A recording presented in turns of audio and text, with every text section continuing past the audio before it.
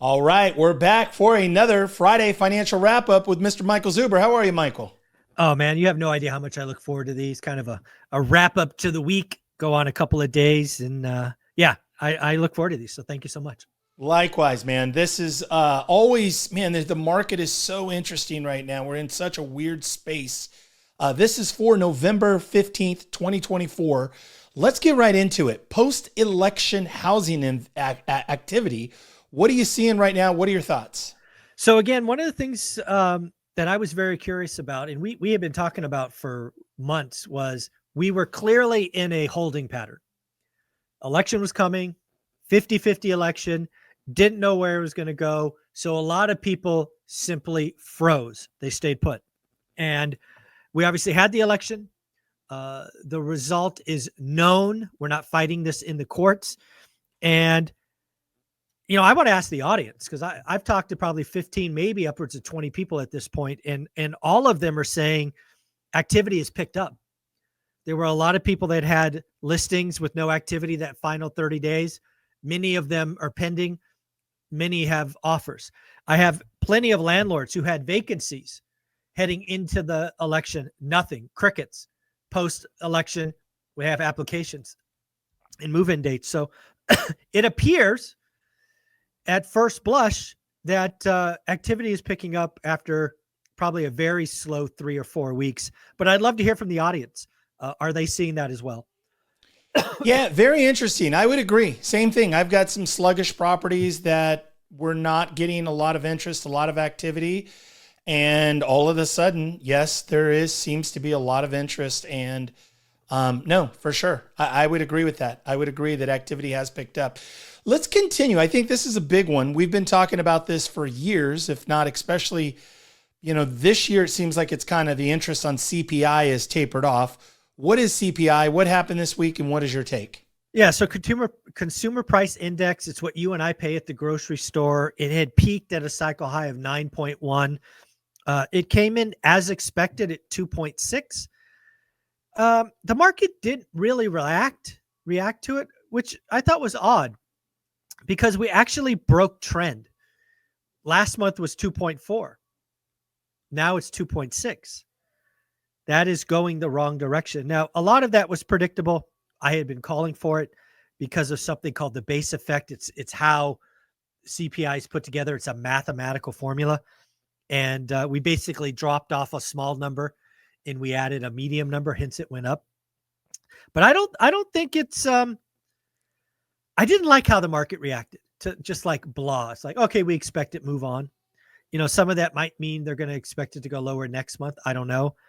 But yeah, CPI went up month on month. I don't think it should be missed. Very interesting. Let's continue with PPI. What is PPI? What did you see this week? So PPI is producer price index. It's essentially what the retailers pay the wholesalers. It too came in as expected. Headline 2.4, core 3.1. We actually did have inside PPI the first time food was deflationary. Again, you have inflation, disinflation, deflation. Deflation meaning an actual negative number. Disinflation meaning a smaller positive number. Again, food for the first time came in as a negative number inside PPI, which would be a positive for folks. Again, in CPI, food and food away from home were positive.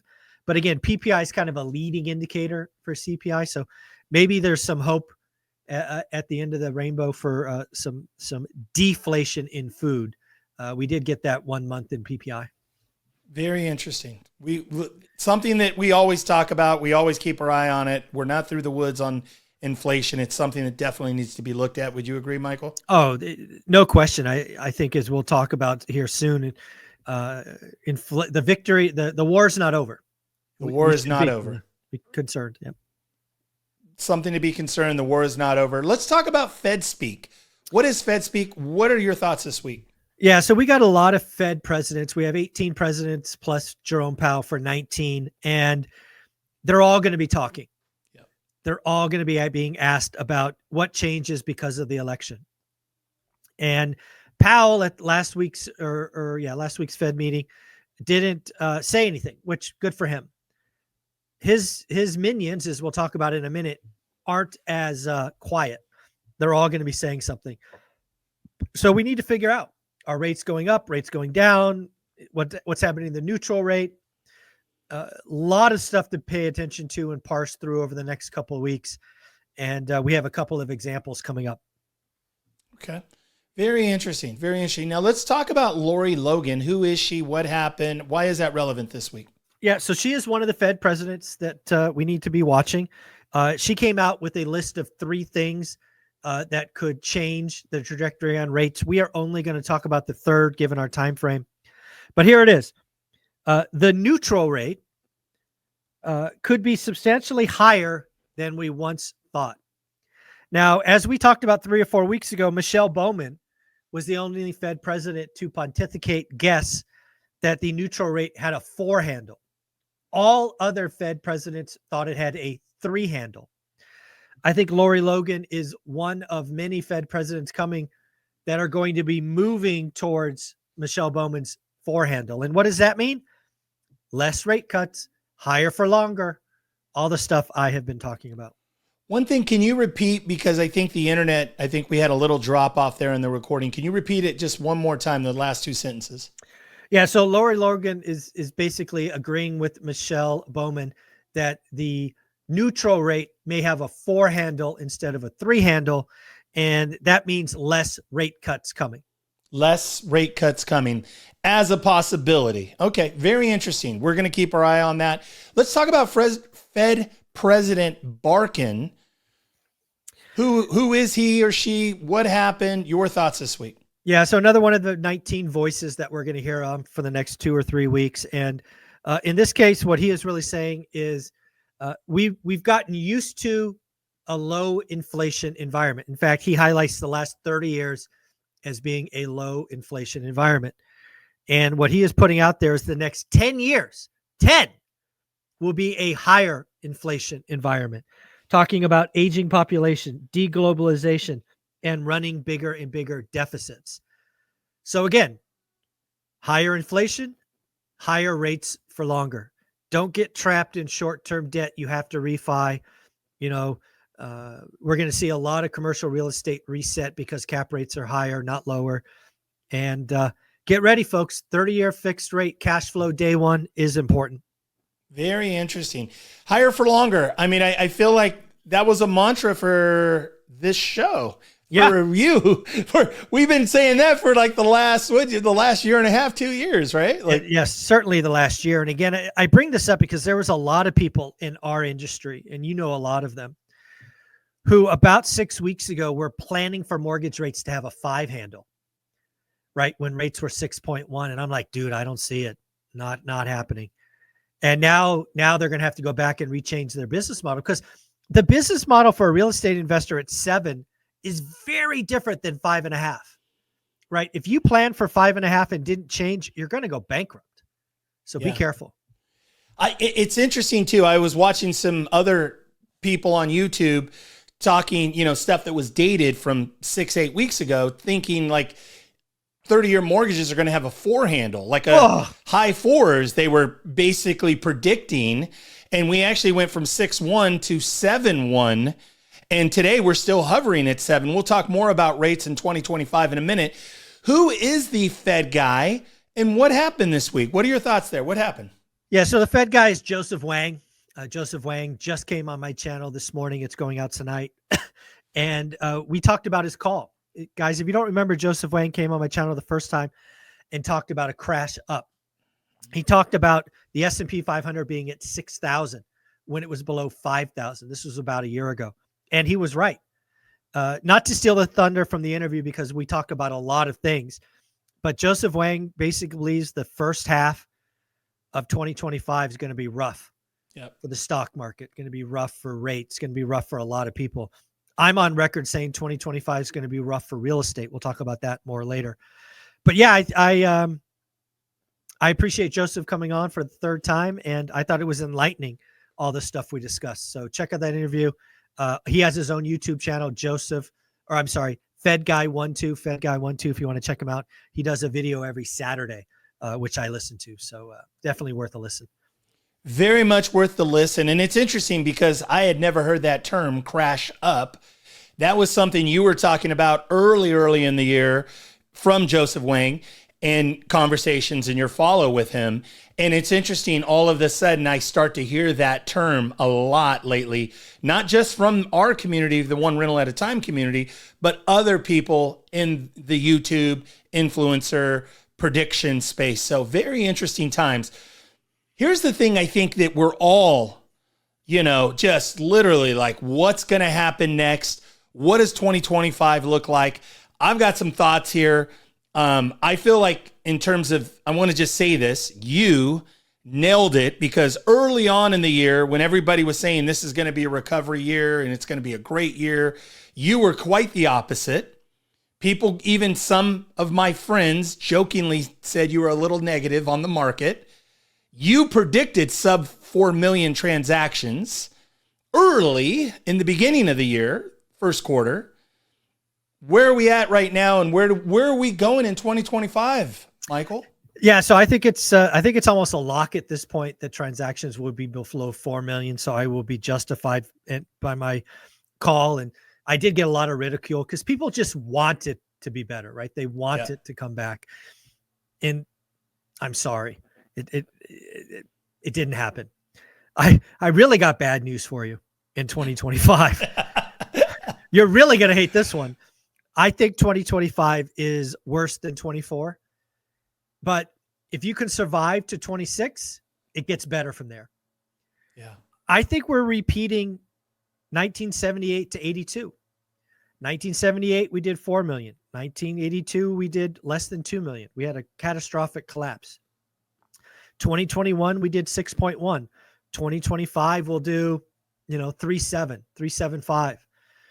But the good news is after that, it gets much better. In 1983, we popped 30%. We went from 2 million to 2.7. We're gonna go from 3.7 to 4.2. Again, it's not 6.1, but if you're starving and half your competition's gone and suddenly you're at a buffet, 2026 is going to feel great. Yep. But 2025 is, I think it's the last terrible, terrible year. Yeah. And I would agree with you. I talk to a lot of realtors. I talk to a lot of real estate professionals, title loan people, title officer, escrow officers. It's the haves and the have-nots. Either some agents, some, investors are winning. They're dominating. They're doubling down on what works. And then others are just struggling and, trying to survive off of crumbs. And I say that respectfully because I know everybody's doing their very best to do what they can do. But you called it. You called it, and you said sub 4 million.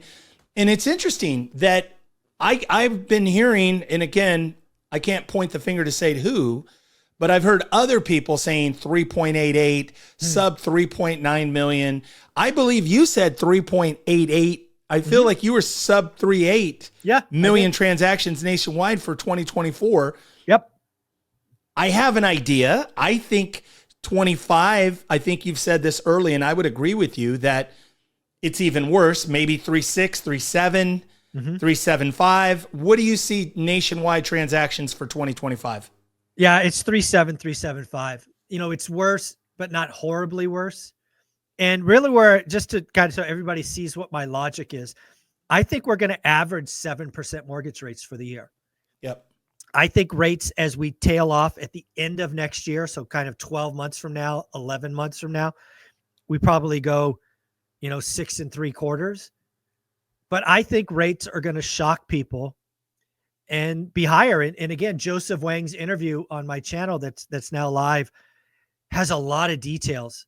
And again, we did not rehearse it. We did not have the same opinion on lots of things. But Joseph thinks the first half of 2025 is going to be painful.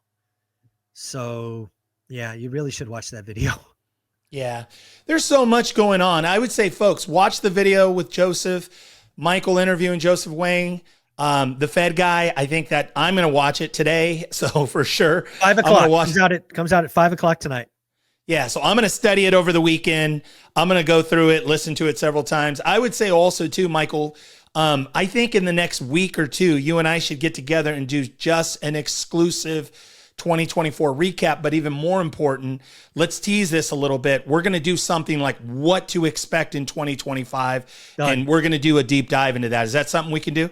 Yeah, absolutely. You know, if you really wanted to, we could do this live on my channel, or we could record it, whatever you're cool with. Yeah. I like both. We'll figure out the date and the time. So folks, a lot going on. Michael, now, with that said, 2025, people need to have more resources. They need to be more resourceful. They need to be plugged into communities. Tell them about February. Tell them about Las Vegas, the event, and what you got going. Yeah, we're less than 90 days away from the best real estate event out there. February 15th and 16th. We've got, 10, 12, 15 millionaires going to be there speaking, many other millionaires on panels. And we're there for you. We're going to take questions from the audience. This is like no other event. It'll be audience driven, audience participation.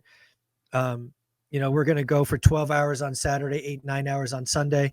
We're going to feed you this time, lunch and dinner and lunch, 6 hours of networking. Being around 300, 400 other people, like-minded couples, right? We have 2 couples starting, one on Saturday, one on Sunday. It is the place to be. You'll make lifelong friends. You'll be able to network. It doesn't matter where you are in your journey. If you have 0 or 50, you're going to learn something. There'll be other people there for you. And I look forward to celebrating all my millionaires that are coming. I look forward to several surprise guests, which I'm keeping in my back pocket. And I look forward to seeing you there. It's going to be fun. It's going to be a lot of fun, folks. Be sure to buy your tickets. VIP is almost sold out. VIP, you want to be in that room. And let me tell you why. Because it gives you an extra level of connection. This is an event like no other, where all of the panelists, all the speakers hang out in between breaks. People are doing breakouts. And then for the VIP, there's a special lunch area where basically everybody's spread out. All of the leaders, all the millionaires, all the speakers are all on different tables where you can interact have lunch, break bread, and get to know each other and get all of your questions answered and get the tools you need to win in 2025, Michael. Michael, thank you for all that you do. Thank you, buddy.